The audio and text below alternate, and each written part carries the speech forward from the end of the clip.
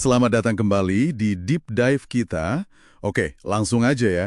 Kita bongkar misteri dari Lampung nih, sesuai sumber-sumber yang Anda berikan.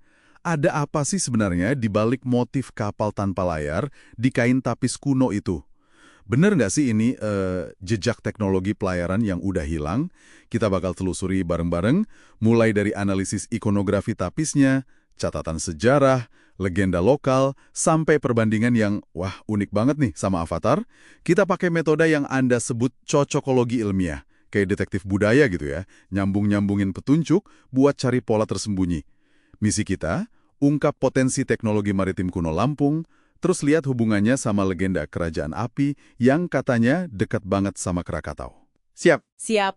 Dan ini penting loh, karena narasi sejarah kita itu seringnya fokus ke bukti agraris, kayak candi gitu. Akibatnya peradaban maritim Nusantara yang mungkin aja canggih, kayak yang tersirat di Lampung ini, jadi agak terpinggirkan gitu. Padahal sumber kayak tradisi lisan, terus tekstil ya kayak tapis ini, bisa jadi nyimpen kunci sejarah penting, walaupun sering dianggap, kurang ilmiah dibanding prasasti batu.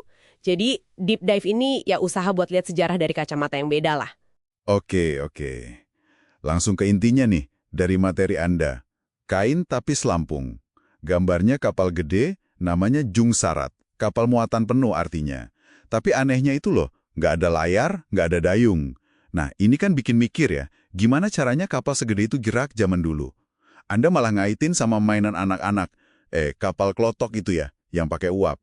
Sebagai ingatan teknologi masa lalu gitu. Tepat. Dan tapis ini, menurut sumber Anda, bukan cuma hiasan biasa. Ini semacam arsip tekstil, isinya penuh informasi.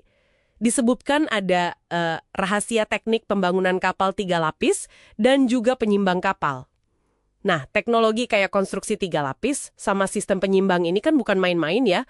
Ini ciri kapal buat laut lepas, bawa muatan berat, bukan cuma perahu nelayan biasa. Ditambah lagi pakai benang emas atau perak, motifnya rumit kayak pohon hayat.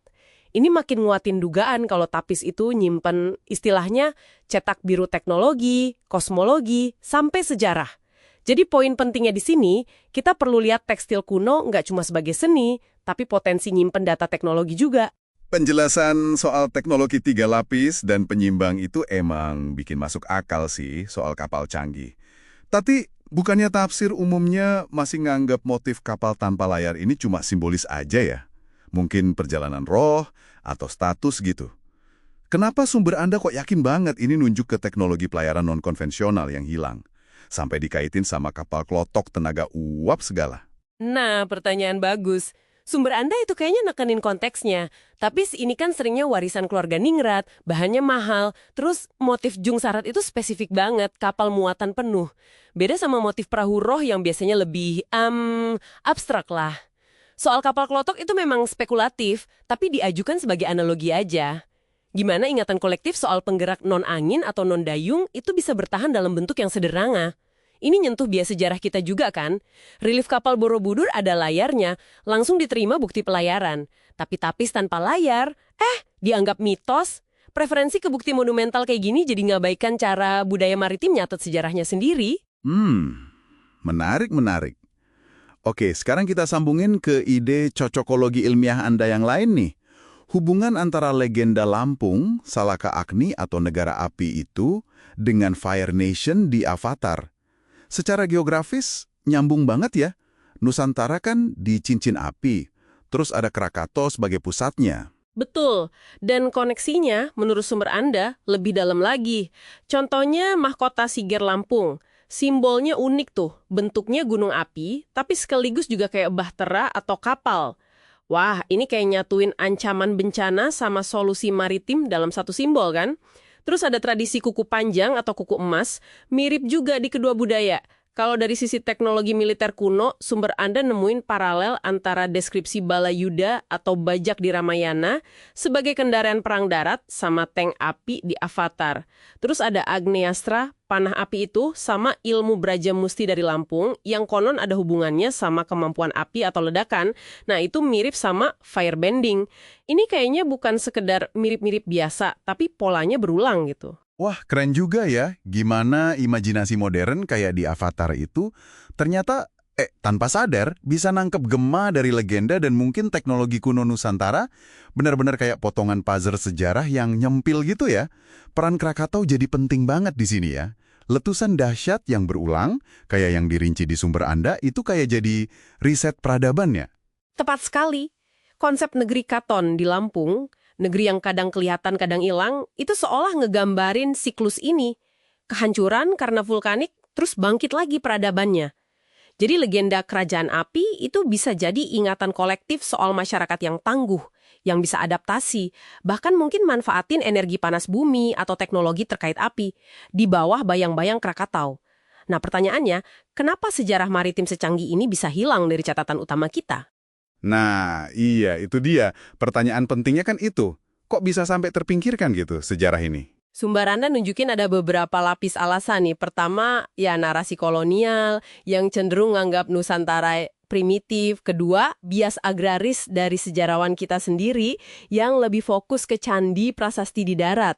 Ketiga, nah ini menarik, sumber Anda juga kasih sinyal kemungkinan ada motif politik atau ekonomi di masa lalu yang sengaja nekan atau ngaburin narasi maritim yang kuat ini. Mungkin buat ngontrol jalur dagang atau mempertahankan struktur kuasa tertentu gitu. Dan terakhir, ya keengganan di dunia akademis buat nantang paradigma sejarah yang udah istilahnya mapan.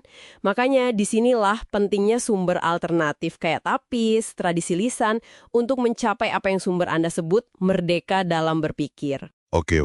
Jadi, kalau dirangkum singkat nih, deep dive kita berdasarkan materi Anda, kain tapis Lampung itu bisa jadi bukan cuma hiasan, tapi arsip tekstil.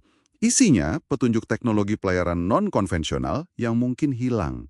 Terus, ada korelasi menarik lewat cocokologi ilmiah tadi antara simbol budaya Lampung kayak siger, legendanya, kerajaan api, sejarah bencana Krakatau, bahkan sampai ke paralel teknologi kuno sama imajinasi populer. Jadi misi kita tercapai ya, ngungkap potensi sejarah maritim dan teknologi yang lebih kompleks di Lampung yang sering kelewat. Ini bisa banget ngubah cara Anda mandang sejarah Nusantara loh. Ini penutup nih, mungkin satu pemikiran buat Anda bawa pulang. Coba bayangkan, kalau peradaban kuno di sekitar Krakatau itu memang beneran menguasai teknologi maritim maju, dan mungkin energi, seperti yang tersirat di sumber-sumber ini, bagaimana itu mengubah peta koneksi global kuno?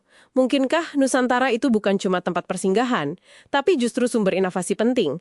Dan lebih jauh lagi, pengetahuan apa lagi ya yang masih tersembunyi di artefak, tradisi lisan, atau bahkan lanskap sekitar kita, yang selama ini kita anggap biasa aja, atau cuma mitos.